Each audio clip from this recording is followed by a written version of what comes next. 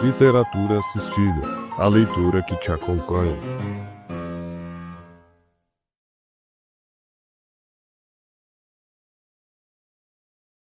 A Arte da Guerra. Documento 1.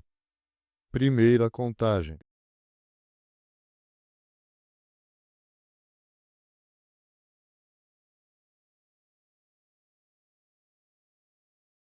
Sun Tzu disse: a guerra é uma questão de vital importância para o Estado, uma questão de vida ou morte, um caminho para a segurança ou para a ruína.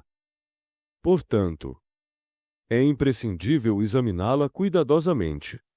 Assim, ela é avaliada por 5 fatores e comparada por 7 considerações para determinar sua verdadeira natureza. O primeiro é o caminho. O segundo é o céu. O terceiro é a terra. O quarto é o general. E o quinto é a lei. Tal. O caminho consiste em fazer com que o povo concorde com seu governante, estando disposto a morrer por ele, disposto a viver por ele e destemido diante do perigo. Qian. O céu refere-se ao yin e yang, ao frio e ao calor, e às estações do ano. Ti. A terra refere-se ao alto e ao baixo, ao perto e ao longe, ao perigoso e ao fácil, ao largo e ao estreito, e à vida e à morte. Tian. O general é sábio, confiável, benevolente, corajoso e rigoroso. Fa. A lei refere-se aos regulamentos, aos procedimentos oficiais e ao uso do poder pelo governante. Todo general deve estar familiarizado com esses 5 aspectos. Aqueles que os conhecem prevalecerão, e aqueles que não os conhecem não prevalecerão. Portanto, devemos examiná-los usando 7 fatores para determinar sua verdadeira natureza. Qual governante possui o caminho? Qual general é capaz? Qual lado tem a vantagem do céu e da terra? As leis e os decretos de qual lado são efetivamente aplicados? Qual lado tem o exército mais forte? Os soldados de qual lado são mais bem treinados? As recompensas e punições de qual lado são mais claras?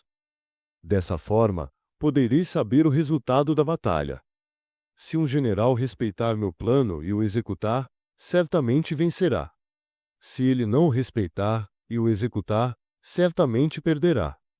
Portanto, remova-o. Um plano que é vantajoso de se acatar é uma vantagem estratégica, mesmo usada para apoiar forças externas. Vantagem estratégica é o poder obtido através da vantagem. A guerra se baseia no engano. Portanto, quando capaz, finja incapacidade. Quando ativo, finja inatividade. Quando próximo, finja distância. Quando distante, finja proximidade. Atraia o inimigo com vantagens. Surpreenda-o quando estiver em desordem. Prepare-se contra sua força. Evite seu poder. Provoque sua ira. Humilhe-o e torne-o arrogante. Esgote-o quando estiver tranquilo. Semeie discórdia entre seus aliados. Ataque onde ele estiver despreparado. Ataque quando menos esperar. Esses são os segredos da vitória na guerra, que não podem ser revelados antecipadamente. Quem vence uma batalha antes mesmo de ela começar é aquele que tem muitos cálculos a seu favor. Quem perde uma batalha antes mesmo de ela começar tem poucos cálculos a seu favor. Muitos cálculos levam à vitória. Poucos cálculos à derrota. E o que dizer daqueles que não têm cálculo algum? Dessa perspectiva, o resultado de uma batalha é óbvio. Nota editorial. O primeiro documento de A Arte da Guerra apresenta a guerra como um fenômeno social total, algo que ultrapassa o plano meramente militar e reorganiza todo o corpo político. Quando Sun Tzu afirma que a guerra é questão de vida ou morte do Estado, ele não está fazendo uma metáfora dramática. Está dizendo que o conflito é uma força estruturante que define o destino coletivo. Por isso, precisa ser abordado com método, cálculo e racionalidade. É já neste ponto que o texto revela sua natureza sociológica. O autor compreende a guerra como processo que emerge de relações sociais, instituições, crenças coletivas e condições materiais, e não simplesmente como choque de armas. Os 5 fatores fundamentais, caminho, céu, terra, general e lei, podem ser lidos como uma tentativa precoce de sistematizar os elementos que constituem a ordem social. O caminho, entendido como a capacidade do governante de obter a adesão moral do povo, corresponde àquilo que Durkheim chamaria de coesão social e que Weber identificaria como legitimidade da autoridade. Não se trata apenas de propaganda ou alinhamento emocional. Trata-se da produção de sentido coletivo que faz com que indivíduos aceitem morrer pelo seu governante. Sun Tzu evidencia que nenhuma guerra é possível sem essa base moral que sustenta a obediência e a disposição ao sacrifício. O céu e a terra, por sua vez, representam o reconhecimento de que toda ação política se dá em condições estruturais independentes da vontade dos agentes. O céu simboliza ritmos, ciclos e variações que escapam ao controle humano, uma metáfora para fatores estruturais e ambientais que condicionam as possibilidades de ação. A Terra representa o espaço material, com suas vantagens e limitações. Sun Tzu descreve a noção sociológica de que o território não é apenas cenário, mas ator silencioso do conflito. A paisagem social, política e geográfica molda possibilidades, impõe restrições e produz desigualdades estratégicas. O general e a lei compõem, juntos, o par que representa a institucionalização do poder. O general, descrito como sábio, confiável, benevolente, corajoso e rigoroso, é a figura ideal do burocrata virtuoso, aquele que encarna a ética pública e governa pela racionalidade e pela integridade. A lei, por sua vez, reúne regulamentos, procedimentos e a própria capacidade coercitiva do Estado. O documento reflete a noção consolidada de um aparato burocrático-militar capaz de racionalizar a violência. É, em essência, a síntese dialética dos estados administrativos contemporâneos, no qual o poder se exerce por meio de estruturas formais, disciplina e padronização. Quando Sun Tzu afirma que a guerra é baseada no engano, ele não está se referindo a truques de batalha, mas à capacidade de manipular percepções, narrativas e afetos, algo extremamente atual para a sociologia política e para os estudos de comunicação. Fingir incapacidade quando se é forte, simular distância quando se está próximo, provocar ira, humilhar, tornar o inimigo arrogante. Tudo isso corresponde à disputa simbólica pela definição da realidade.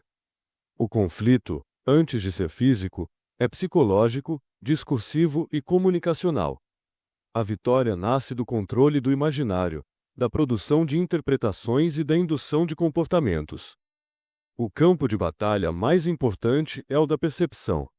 Ao falar em muitos cálculos que levam à vitória, Sun Tzu revela que a guerra, na sua base, é um exercício de previsibilidade, análise e antecipação, e que a derrota nasce da ausência de método, improviso e desconhecimento do social. A batalha não se decide no momento do choque, mas na etapa anterior, na qual instituições, lideranças, moral coletiva e condições materiais são avaliadas, comparadas e organizadas. Essa visão transforma a guerra em fenômeno mensurável, quase administrativo, transforma a morte em variável calculável e a sobrevivência do Estado em produto de processos burocráticos. Analiticamente, o documento revela uma visão de poder profundamente pragmática e amoral. O governante é legitimado não pela justiça de suas ações, mas pela capacidade de assegurar a vitória e preservar o Estado.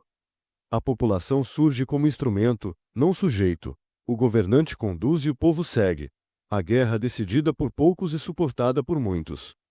Essa relação assimétrica é típica de sociedades em que o Estado centralizador começa a se formar a partir da necessidade de organizar e monopolizar a violência. Assim, o que Sun Tzu realmente faz neste documento é propor uma teoria dos pré-requisitos sociais da guerra, e, ao mesmo tempo, uma teoria dos mecanismos simbólicos do poder. Ele mostra que vencer não é resultado de bravura, mas de estrutura, que o conflito não é aleatório, mas produto de instituições e clima social, e que a guerra começa muito antes do primeiro movimento militar. Começa na política, na administração, na psicologia coletiva e na capacidade de manipular expectativas.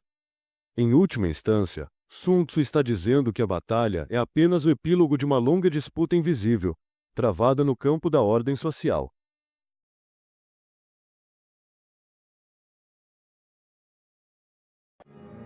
Continua no próximo capítulo. Deixe seu like, comente, compartilhe e inscreva-se. Colabore para manter esse projeto vivo. Envie um Pix escaneando o QR Code na tela. Você também pode apoiar nosso trabalho no Apoia-se. Link na descrição e no primeiro comentário fixado. Literatura assistida.